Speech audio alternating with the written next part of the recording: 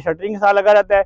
जब कंक्रीट होती है तो कंक्रीट के बाद जब शटरिंग खुलती है उस वक्त आपके रिंग जो स्टील के बार्स हैं वो नज़र आते हैं। इस चीज़ को लाजमी ख्याल करें कि ये मिस्टेक ना करें।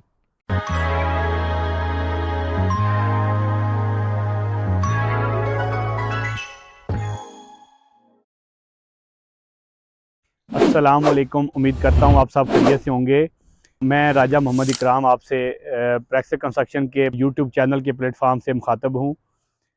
आज की वीडियो में हम आपको सिर्फ काम करने के बारे में नहीं बताएंगे। आज की वीडियो में हम आपको बताएंगे कि जब आप साइट पे मौजूद होते हैं, साइट पे जब काम हो रहा होता है, किसी भी बिल्डिंग पे लेबर काम कर रही होती है, आप एक इंस्पेक्शन के लिए जाते हैं या आप काम करवा रहे हैं, तो वहाँ पे साइट पे कौन कौन सी लोग अमूमन आम तौर पे कॉमन मिस्टेक जो करते हैं, आज उन मिस्टेक के बारे में बताएंगे। इसमें हम स्पेसिफिक एक चीज़ के बारे में नहीं बताएंगे, इसमें हम मुख्तलिफ चीज़ों को डिटेल में आपको बताएंगे कि कौन कौन सी ऐसी गलती है, जैसे सरिये में कौन सी गलती है, शटरिंग में कौन सी गलती है, या वर्कमैनशिप में क्वालिटी में फ़र्क है, या वर्कमैनशिप काम करने वाली लेबर जो काम कर रही है वो काम सही कर रही है या नहीं कर रही, या एक ऐसी गलती होती है कि जो लेबर की वजह से होती है, एक ऐसी वजह गलती होती है जो सुपरविजन की वजह से होती है। तो आज इंशाल्लाह हम आप साइट पे मौजूद हैं। हमारा ये कमर्शियल प्रोजेक्ट है इस्लामाबाद में। आज हम इसकी स्लैब पे मौजूद हैं। स्लैब की हमारे इंशाल्लाह अभी स्टील की पोरिंग हम इंशाल्लाह 2-4 दिन में करेंगे। तो इंशाल्लाह जल्द ही हम इसकी स्टील जब कंप्लीट होगी इसकी कंक्रीट करेंगे। तो उससे पहले अभी आज हम साइट पे मौजूद थे, हमने सोचा कि आपको कुछ हम ऐसी इंफॉर्मेशन आप तक पहुँचाएँ कि आपको आपके नॉलेज में इजाफा हो सके। सबसे पहले जो हम आपको एक स्टील के बारे में छोटी छोटी जो मिस्टेक्स आम लोग जो करते हैं उनके बारे में बताते रहें कि जैसे ही अब हमारे ये स्टील के कॉलम के डावल ऊपर निकले हुए हैं, ये वर्टिकल डावल ओवरलैप निकाला ऊपर वाले कॉलम का।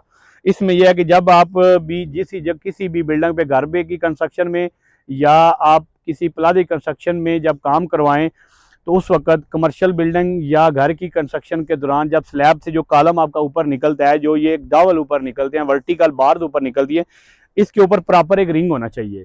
हमने अभी इस पे काम करवाने हैं, मगर अभी तक स्टील फिक्सर ने ये काम नहीं किया, यहाँ पे रिंग नहीं डाला। एक स्ट्रिप डलती है जो उसको बाइंड करती है, एक नीचे डालना चाहिए, इस जगह पे डलेगा और एक जगह टॉप पे डलेगा। इसकी वजह यह है कि जब आपका पूरा जो कॉलम नीचे से आ रहा है वो प्रॉपर एक साइज में रहेगा। एक कॉलम जैसे आगे पीछे सरिये हो गए हैं, ये आगे पीछे नहीं होंगे, ये बिल्कुल एक साइड एक टाई में हो जाएंगे, एक लाइन में हो जाएंगे।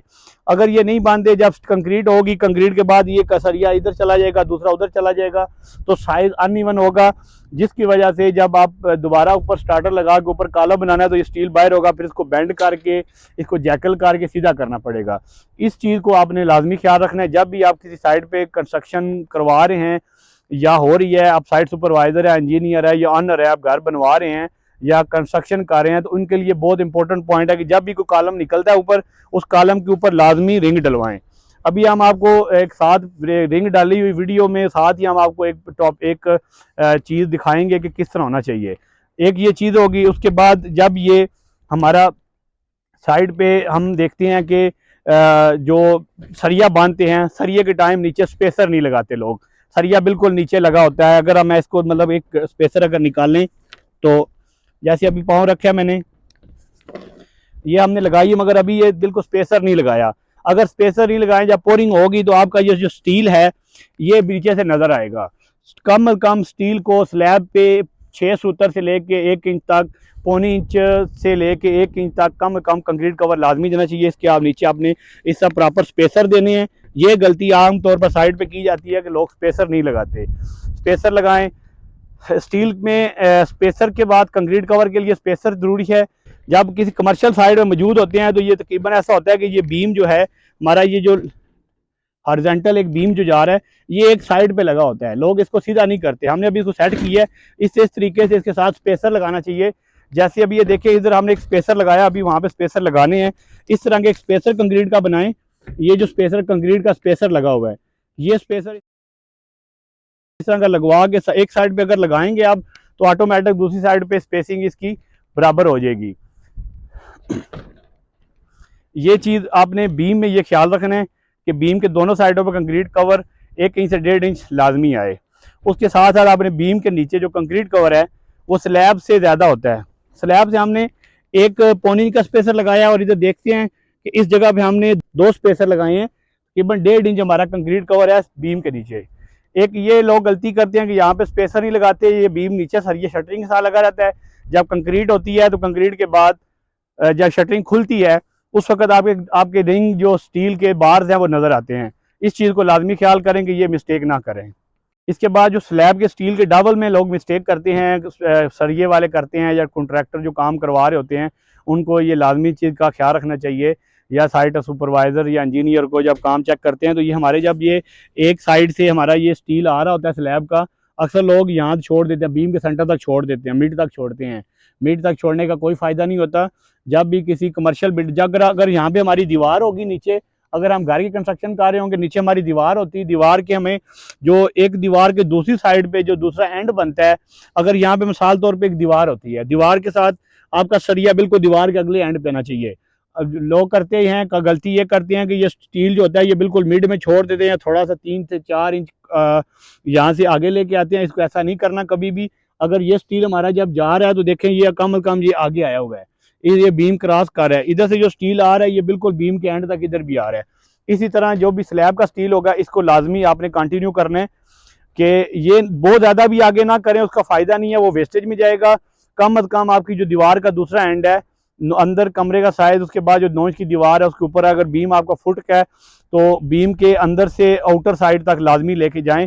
मतलब ये जो स्टील अब हमारा ये निकल रहा है, इस स्टील को अगले एंड पे लाजमी लेके जाएं।